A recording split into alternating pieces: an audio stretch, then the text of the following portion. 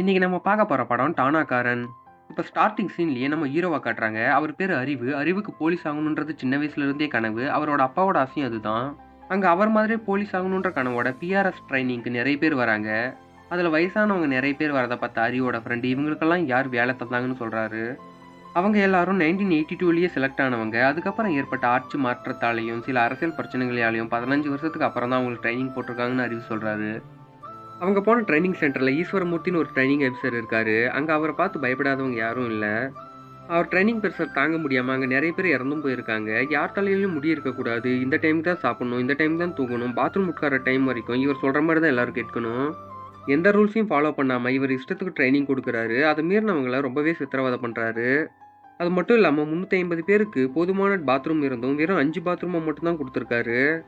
அடுத்த நாள் காலையில எல்லாரையும் 4:50க்கு கிரவுண்டுக்கு வர சொன்னதால 350 பேராலையும் வெறும் 5 பாத்ரூமை பயன்படுத்த முடியல. இதை பார்த்த அறிவு அங்க வந்த ட்ரைனிங் பிரின்சிபல் கிட்ட அவங்களோட குறைய சொல்றாரு. அவரும் இருக்கிற எல்லா பாத்ரூமையும் ஓபன் பண்ண சொல்லிடுறாரு. ஆனா ஈஸ்வரமூர்த்தி அதை மறுத்ததும் அவரும் சரின்னு சொல்லிட்டு அங்கிருந்து கிளம்பிடுறாரு. அதுக்கப்புறம் எல்லாரையும் தனி குழுவா பிரிச்சு அவங்களுக்கு ட்ரைனிங் தர ஆரம்பிக்கிறாங்க.